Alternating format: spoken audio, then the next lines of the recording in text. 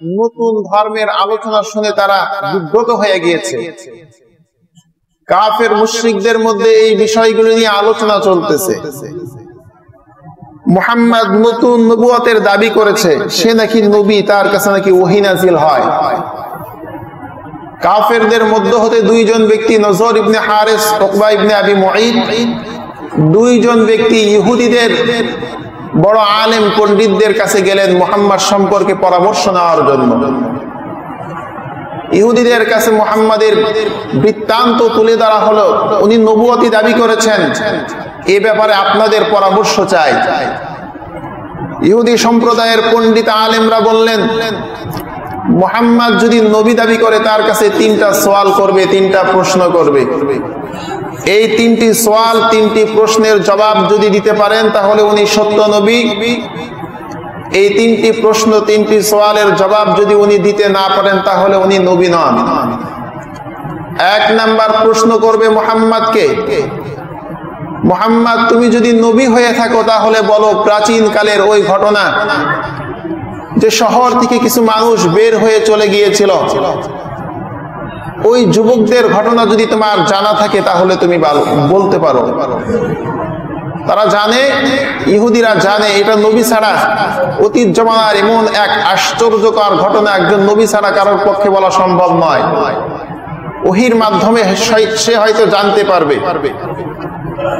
দ্বিতীয় প্রশ্ন করবে, এমন একজন বাদশার নাম বলো, যুলকারনাইন, যে বাদশার নাম কালামে মাজিদের মধ্যে আল্লাহ রাব্বুল আলামিন যুলকারনাইন নামে উল্লেখ করেছেন, আলোচনা করেছেন। এমন একজন বাদশার আলোচনা করো যিনি পূর্ব থেকে পশ্চিম গোটা পৃথিবীর রাজ্য পরিচালনা করেছেন, ভ্রমণ করেছেন, তার বৃত্তান্ত আলোচনা করো। তৃতীয় আরেকটি প্রশ্ন করবে, ওয়াসআলুনাকা আনির রূহ, আত্মা, রূহ এটা কোন জিনিস? এই তিনটা প্রশ্ন করবে। তিন প্রশ্নের সমাধান যদি দিতে পারে তাহলে উনি নবী, আর যদি সমাধান দিতে না পারে তাহলে উনি নবী নন। এই কথা শুনে কাফেরদের এই দুই নেতা চলে আসলো মুহাম্মাদের কাছে, বলতেছে, মুহাম্মদ তুমি যে সত্য নবী, এর প্রমাণ স্বরূপ আমরা তোমার কাছে কয়েকটি প্রশ্ন করব, যদি সমাধান দিতে পারো তাহলে তোমাকে মানব। একে একে তিনটি প্রশ্ন করা হলো। আল্লাহর নবী সাল্লাল্লাহু আলাইহি ওয়াসাল্লাম কাফেরদেরকে জানিয়ে দিলেন, মক্কাবাসীকে জানিয়ে দিলেন, আগামীকাল তোমাদের এই প্রশ্নের সমাধান আমি দিয়ে দিব। তোমরা আগামীকাল আমার কাছে আসবে এই প্রশ্নের সমাধান নেওয়ার জন্য। মক্কার লোকেরা মুহাম্মাদের কাছ থেকে চলে গেল। একে একে একদিন, দুই দিন, তিন দিন পার হয়ে যায়, নবীজি সমাধান দিতে পারে না, আসমান থেকে ওহীও নাজিল হয় না। লজ্জায় পড়ে গেলেন, চিন্তায় পড়ে গেলেন, চিন্তিত হয়ে গেলেন, কি ব্যাপার, আমার কাছে ওহী আসে না কেন, ওহী আসা বন্ধ হয়ে গেছে কেন? একে একে 15টা দিন নবীজির কাছে ওহী আসা বন্ধ ছিল। 15 দিন পরে হযরতে জিবরিল আমিন আল্লাহর রাসূল সাল্লাল্লাহু আলাইহি ওয়াসাল্লামের কাছে আসলেন। এরপর আল্লাহর হাবিব সাল্লাল্লাহু আলাইহি ওয়াসাল্লামের কাছে হযরতে জিবরিল আমিন বলেন, ওয়ালা তাকুলান্না লিশাইইন ইন্নী ফাঈলুন যালিকা গাদা ইল্লা আইয়াশা আল্লাহ। ওগো নবীজি, কাফের মুশরিকেরা আপনার কাছে অতীতের বিষয়গুলি জানার জন্য প্রশ্ন করেছে, আপনি তাদেরকে সমাধান দিবেন ওয়াদা করেছেন। নবীজি আপনি ওয়াদা করেছেন আপনি তাদেরকে জানাবেন, অথচ আপনি একটা কথা বলেন নাই, ইনশাআল্লাহ। আপনার প্রতিটা কথার শেষে ইনশাআল্লাহ বলা উচিত ছিল। যেহেতু আপনি আল্লাহর উপরে ভরসা করে কথাটা বলেননি, ইনশাআল্লাহ বলেননি, এই কারণে আল্লাহ তাআলা 15টা দিন ওহী আপনার জন্য বন্ধ রেখে দিয়েছিল। এরপরে আপনি যখন কোনো কথা বলতে যাবেন ইনশাআল্লাহ বলে কথা শেষ করবেন। এখানে আল্লাহর সাহায্য পাওয়া যায়। যে কাজের মধ্যে ইনশাআল্লাহ বলবে, ওই কাজের মধ্যে আল্লাহর রহমত থাকবে, আল্লাহর সাহায্য থাকবে। আল্লাহর হাবিব সাল্লাল্লাহু আলাইহি ওয়াসাল্লামের কাছে ওহী নাজিল হওয়া শুরু হলো। এরপরে হযরতে জিবরিল আমিন কাফের মুশরিকদের তিনটা প্রশ্নের জবাব দিতে যে আল্লাহর হাবিব সাল্লাল্লাহু আলাইহি ওয়াসাল্লামের কাছে এই সূরাটি নাজিল করলেন। আল্লাহ রাব্বুল আলামিন বলেন, আলহামদুলিল্লাহিল্লাযী আনজালা আলা আবদিহিল কিতাবা ওয়া লাম ইয়াজআল লাহু ইওয়াজা। আলহামদুলিল্লাহ, সমস্ত প্রশংসা কার জন্য? সকলে জোরে বলুন, কার জন্য? আনজালা আলা আবদিহিল কিতাব, সমস্ত প্রশংসা ওই আল্লাহর জন্য যে আল্লাহ আলা আবদিহি আই মুহাম্মদ সাল্লাল্লাহু আলাইহি ওয়াসাল্লাম, সমস্ত প্রশংসা ওই রবের জন্য যে রব, যে আল্লাহ আমার নবী মুহাম্মদ সাল্লাল্লাহু আলাইহি ওয়াসাল্লামের কাছে এমন কিতাব নাজিল করেছেন, এমন কোরআন নাজিল করেছেন, লাম ইয়াজআল লাহু ইওয়াজা, যে কিতাবের মধ্যে কোনো বক্রতা নেই। আল্লাহ তাআলা বলেন, বান্দা নবীর কাছে কোরআন নাজিল করলাম, নবীর কাছে আমি আল্লাহ আসমানি কিতাব কোরআন নাজিল করেছি কি জন্য? কাইয়্যিমান, এই কিতাবকে সুপ্রতিষ্ঠিত করেছি। এই কোরআন নাজিল করার উদ্দেশ্য, নাজিল করার কারণ আল্লাহ তাআলা বলেন, ইউযিরা বা'সান শাদীদান মিন লাদুনহু ওয়া ইউবাশশিরাল মুমিনিন الذين يعملون الصالحات أن لهم أجرا حسنا। এই কিতাব নাজিল করা হয়েছে আল্লাহর পক্ষ থেকে একটা ভয় দেখানোর জন্য, বিরাট আযাবের, বিপদের ভয় দেখানোর জন্য এই কোরআন নাজিল হয়েছে। অর্থাৎ এই কোরআন নাজিল হয়েছে সতর্ক করার জন্য আর সুসংবাদ দেওয়ার জন্য, ভয় দেখানোর জন্য, সতর্ক করার জন্য। কাদের জন্য নাজিল হয়েছে? কাফের, মুশরিক, নাফরমান, বেঈমানদের জন্য। যারা কাফের, যারা নাফরমান, বেঈমান, গুনাহগার, এই কোরআন তাদের জন্য সতর্কের বাণী। ওয়া ইউবাশশিরাল মুমিনিন, আল্লাহ তাআলা বলেন এটা মুমিনদের জন্য সুসংবাদের কিতাব। মুমিন কারা? আল্লাযীনা ইয়ামালুনাস সালিহাত, মুমিন হলো ওই সকল বান্দারা যারা নেক আমল করে, ভালো কাজ করে। আন্না লাহুম আজরান হাসানা, আর মুমিনদের প্রতিদান সবচেয়ে ভালো, সবচেয়ে উত্তম হয়ে থাকে। এটা মুমিনের প্রশংসার বাণী। মাকিতিনা ফীহি আবাদা, মুমিনদেরকে আল্লাহ তাআলা যে স্থান দিবেন সেখানে তারা চিরকাল থাকবে। জান্নাত তাদের চিরস্থায়ী ঠিকানা। আল্লাহ রাব্বুল আলামিন এর পরবর্তী আয়াতের মধ্যে বলেন, ওয়ায়ুযিরাল্লাযীনা ক্বালু ইত্তাখাযাল্লাহু ওয়ালাদা, যারা নাফরমানি করেছে, কাফের, মুশরিক, এই কোরআন শুধু তাদেরকে সতর্ক করার জন্য আসে নাই, আরেক শ্রেণীর মানুষকে সতর্ক করার জন্য এসেছে। এরাও কাফের, তবে এদের আলোচনা, এদের কথাটা আল্লাহ পাক ভিন্ন আয়াতে বিশেষভাবে আনার আরেকটা কারণ হলো, এক শ্রেণীর মানুষ রয়েছে যারা আল্লাহর উপরে মারাত্মক পর্যায়ের মিথ্যা আরোপ করেছে, যেটা আল্লাহ জাল্লা শানুহু ওয়া তাআলার শান এবং মানের খেলাফ। ওয়ায়ুযিরাল্লাযীনা ক্বালু ইত্তাখাযাল্লাহু ওয়ালাদা, এই কোরআন আল্লাহ নাযিল করেছেন ওই সকল ব্যক্তিদেরকে সতর্ক করার জন্য, তাদের জন্য।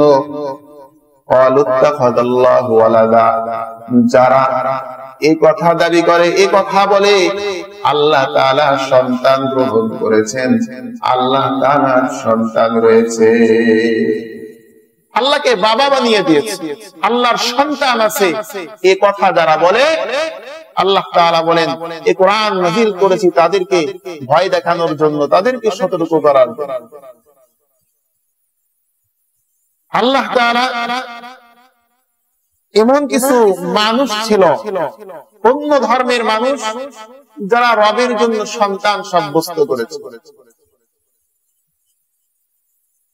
এটা জানার জন্য আমরা দুইটি ধর্মের আলোচনা সামনে আনতে পারি।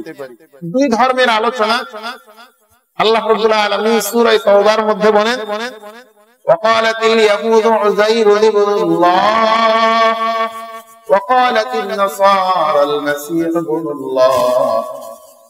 ঈসা আলাইহিস সালাতু ওয়াস সালামের উত্তর সুরি যারা ছিল, ঈসাই যারা ছিল, খ্রিস্টান যারা ছিল, তারা ঈসাকে আল্লাহর সন্তান বলে দাবি করত। ইহুদি যারা ছিল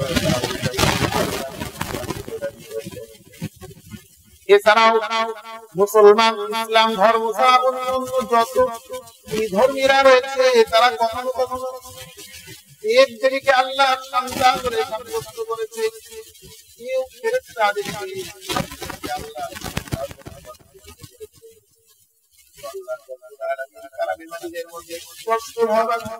স্পষ্ট ভাষায় জানিয়ে দিয়েছেন, লাম ইয়ালিদ ওয়া লাম ইউলাদ ওয়া লাম ইয়াকুল লাহু কুফুয়ান আহাদ। রব তো এমন এক সত্তা যার কোনো সন্তান নেই, বাবা নেই, মা নেই। আল্লাহ রাব্বুল আলামিন তো এমন একজন রব যার মধ্যে কোনো পরিবর্তন নাই। অন্য অন্য ধর্মের লোকেরা, দুনিয়ার মানুষেরা যাদেরকে রবের সন্তান বানিয়েছে তাদের মধ্যে পরিবর্তন আছে, যাদেরকে রব বানিয়েছে তাদের মধ্যে পরিবর্তন আছে। আল্লাহ রাব্বুল আলামিন বলেন, ইহুদি সম্প্রদায়ের লোকেরা আমার নবী উযাইরকে আমার সন্তান সাব্যস্ত করেছিল, অথচ আমি আল্লাহ সমস্ত সন্তান থেকে, স্ত্রী থেকে, পিতা মাতা থেকে আমি নিজে পবিত্র। কালামে মাজিদের মধ্যে ইহুদি আর খ্রিস্টান এই দুইটা সম্প্রদায় তারা নিজ নিজ নবীকে আল্লাহর সন্তান বলে দাবি করেছে। আল্লাহ রাব্বুল আলামিন আল ইমরানের মধ্যে, সূরা আল ইমরানের মধ্যে অন্য জায়গার মধ্যে বলেন, আও কাল্লাযী মাররা আলা ক্বরিয়াতিন ওয়া হিয়া খাওয়িয়াতুন আলা হযরত উযাইর আলাইহিস সালাতু ওয়াস সালাম আল্লাহ রাব্বুল আলামিনের একজন নবী ছিলেন। উনি ওনার জামানায় একবার ঘোড়ায় করে সফরে রওনা দিয়েছেন, গাধাই করে সফরে রওনা দিয়েছেন। সাথে কিছু খাবার ছিল, কিছু পানীয় ছিল, কিছু শরাব ছিল। বাইতুল মুকাদ্দাসের পাশ দিয়ে অতিক্রম করতেছেন, সফরে যাচ্ছেন। তৎকালীন জামানার একজন জালেম বাদশা বখতে নাসর, সে একটা জনপদের উপরে আক্রমণ করে জনপদটাকে নাবুদ করে দিয়েছিল, ধ্বংস করে দিয়েছিল, মানুষগুলি হত্যা করে ফেলেছিল, ঘর বাড়িগুলি ভাঙচুর করে ফেলেছিল, বিরাট ভূমি বানিয়ে ফেলেছে। আল্লাহ নবী হযরত উযাইর আলাইহিস সালাতু ওয়াস সালাম এমন শহর, এমন গ্রামের উপর দিয়ে যখন অতিক্রম করছেন, ধ্বংস বস্তিগুলি দেখে আফসোস করতেছেন আর মনে মনে চিন্তা করতেছেন, শহরটাকে এমন ভাবে ধ্বংস করে দেওয়া হয়েছে, এমন ভাবে নাস্তানাবুদ করে দেওয়া হয়েছে, সব মানুষগুলি মেরে ফেলা হয়েছে।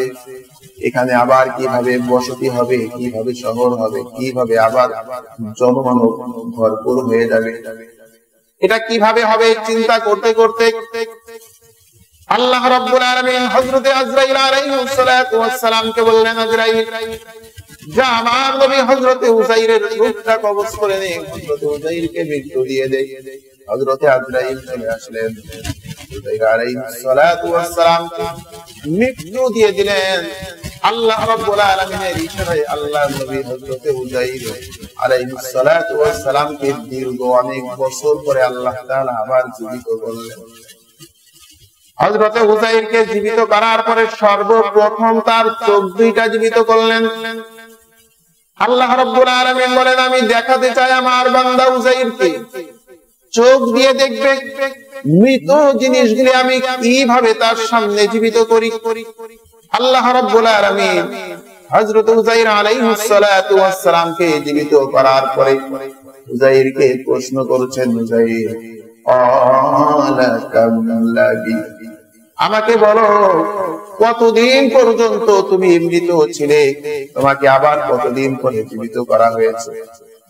হযরত উযাইর আলাইহিস সালাতু ওয়াস সালাম বলেন, ক্বালা লাবিথতু ইয়াওমান আও বা'দা ইয়াওম। রব্বুল আলামিন, আমার তো মনে হয় একদিন বা তার চেয়ে কিছু কম সময় আমি মৃত ছিলাম, এরপরে আপনি আমাকে আবার জীবিত করে দিয়েছেন। আল্লাহ রাব্বুল আলামিন বলেন, উযাইর না, একদিন এর অর্ধেক দিন তুমি মৃত ছিলে না।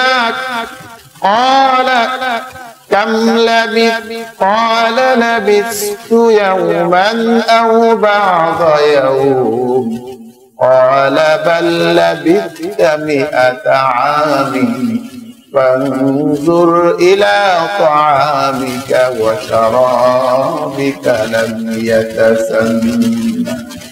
উযাইর, তুমি চিন্তা করেছিলে কিভাবে আমি মৃতকে আবার জীবিত করব, এরই মাঝে তোমার মৃত্যু দিয়ে দিলাম, তোমার মৃত্যুর পরে আবার জীবিত করেছি। তুমি মনে করছো মাত্র একদিন বা অর্ধ দিন তুমি মৃত ছিলে। মৃত্যু থেকে জীবিত করেছি, মাঝখানে 100 বছর অতিবাহিত হয়ে গেছে। 100 বছর পরে তোমাকে জীবিত করলাম। 100 বছর পরে তুমি তোমার ওয়ানজুর ইলা তাআমিকা ওয়া শারাবিকা, যে গাধাটির উপরে তোমার খাদ্য নিয়ে তুমি রওনা দিয়েছিলে, খাবার নিয়ে রওনা দিয়েছিলে, শরাব নিয়ে রওনা দিয়েছিলে, উযাইর ফানজুর ইলা তাআমিকা ওয়া শারাবিকা লাম ইয়াতাসান্না। আমি আল্লাহ কেমন ক্ষমতাবান আল্লাহ। তুমি তোমার খাবারের দিকে তাকিয়ে দেখো, মানুষ যখন খাবার তৈরি করে, আজকের খাবার একদিন পরে এটা বিকৃত হয়ে যায়, দুর্গন্ধ হয়ে যায়, বাসি হয়ে যায়, অনেক খাবার নষ্ট হয়ে যায়। আল্লাহ তাআলা বলেন, যাই 100 বছর পরে যে খাবারগুলি তুমি তোমার আসবাবের মধ্যে, পাত্রের মধ্যে সংগ্রহ করে নিয়ে এসেছিলে, তাকিয়ে দেখো 100 বছর হয়ে গেছে, খাবারের স্বাদের মধ্যে কোনো পরিবর্তন আসে না, কোনো পরিবর্তন হয় নাই, নষ্ট হয় নাই, গন্ধ হয় নাই। 100 বছর আল্লাহ পাক রব্বুল আলামিন এই খাবারগুলিকে আগের মতই সুস্বাদু রেখেছেন।